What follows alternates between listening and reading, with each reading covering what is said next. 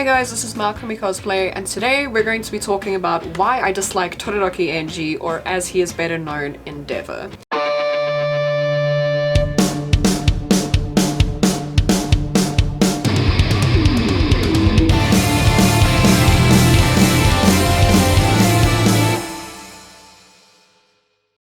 But before we get into this video guys, I want to talk to you guys about Amino.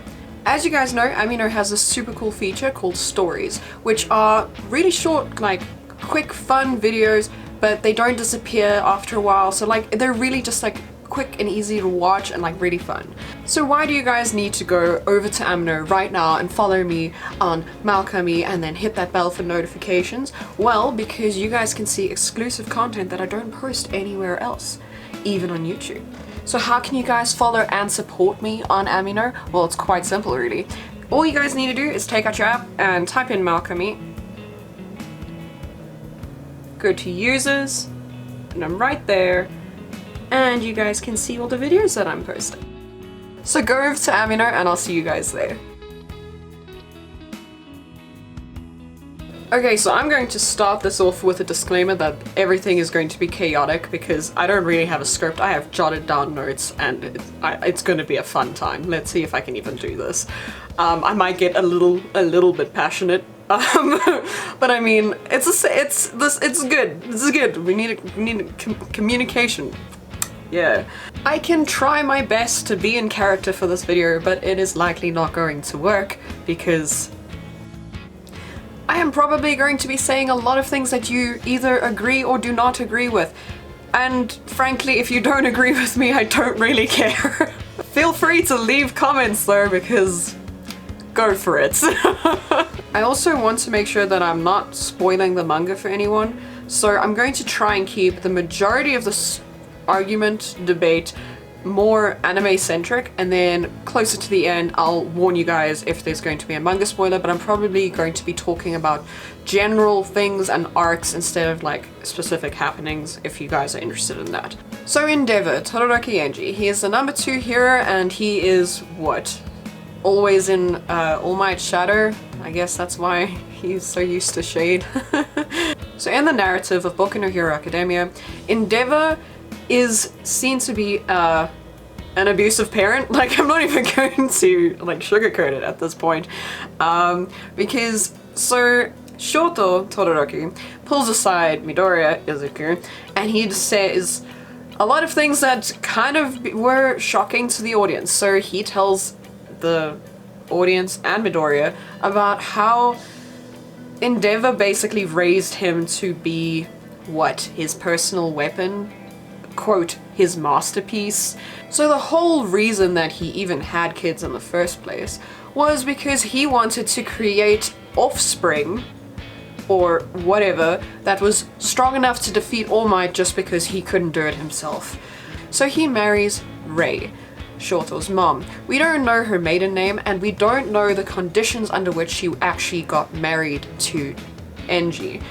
It's never been shown as of yet, and we can probably assume that it was an arranged marriage because, well, Endeavour probably had money at that point, and also he wanted to essentially get into eugenics and breed the perfect child. So Rei and Enji were married and we don't know the circumstances of their marriage because it hasn't been shown to us yet, but Rei gave birth to 4 kids. Toya Todoroki, Fuyumi Todoroki, Natsuo Todoroki, and Shouto Todoroki.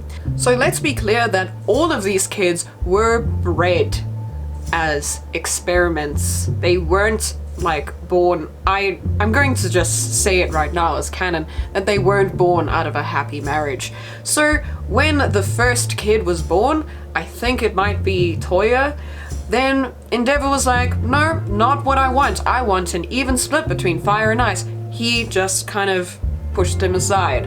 When Fuyumi was born, oh, not an even split. Pushed her aside. When Natsuo was born, same thing. And then Shouto came along with his perfect half-half, and Endeavour was like, yes, I finally done it. So Endeavour began training Shouto at the age of 5.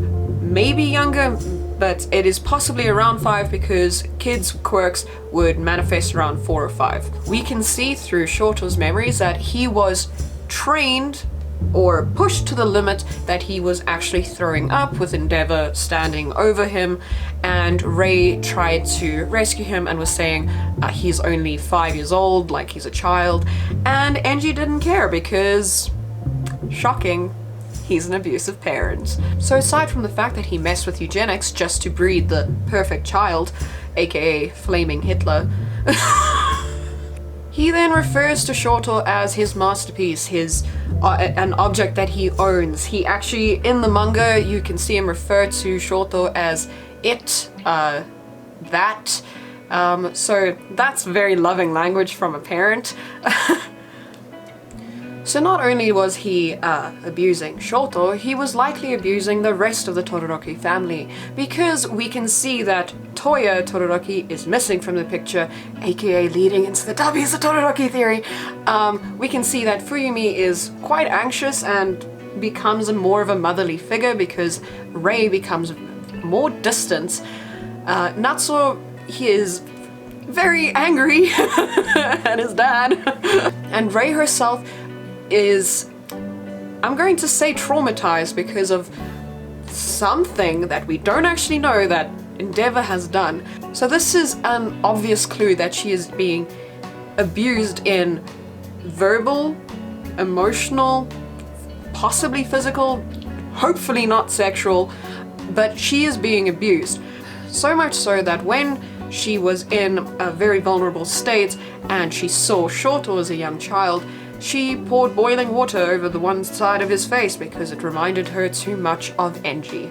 Last time I checked, if someone's so traumatized by your face that they see it in another child and they act against, I think that might be trauma, and you know, you could be an abusive butt.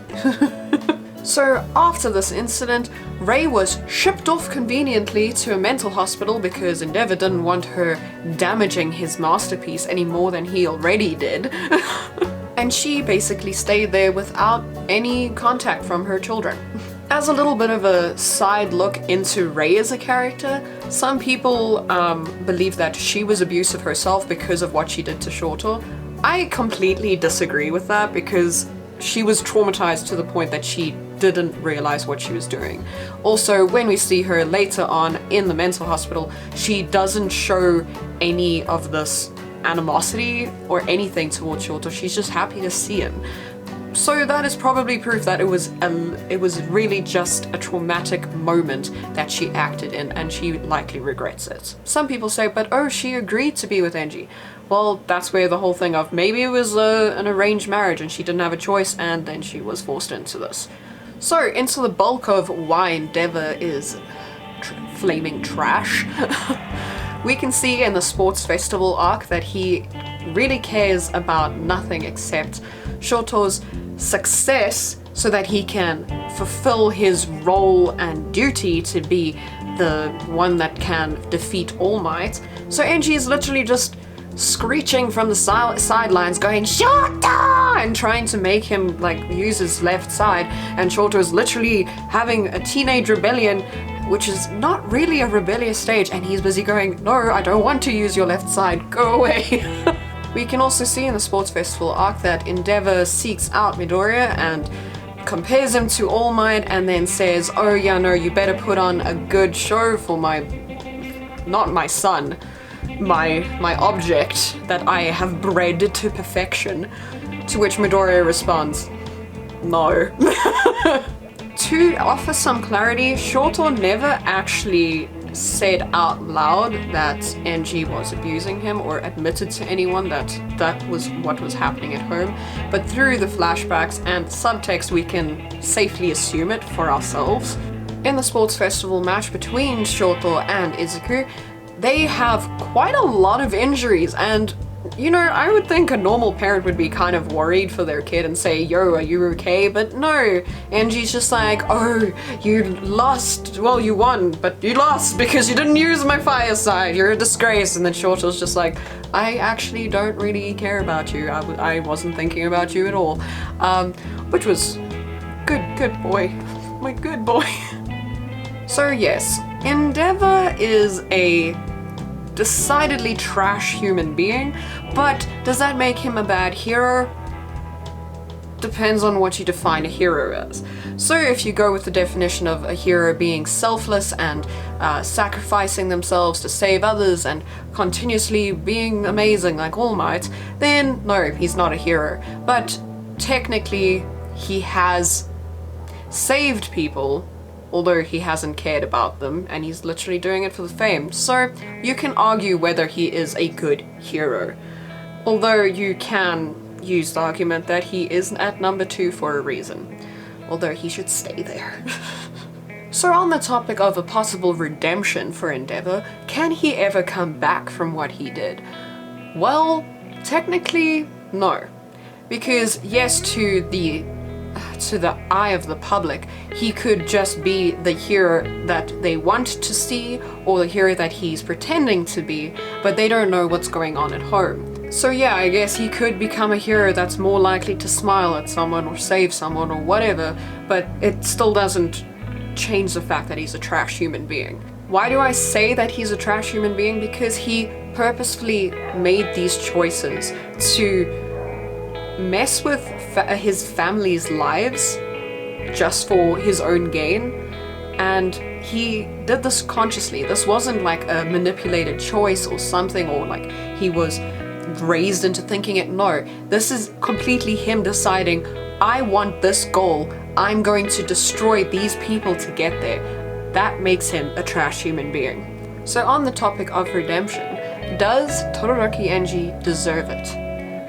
Well, you can argue this from person to person, but ultimately, whether someone is able to be forgiven for something they've done depends on the person they've affected. An outsider does not get to decide that Todoroki Enji should be forgiven for something that he did to his kids and his wife when they aren't in that situation, or have never understood that kind of situation.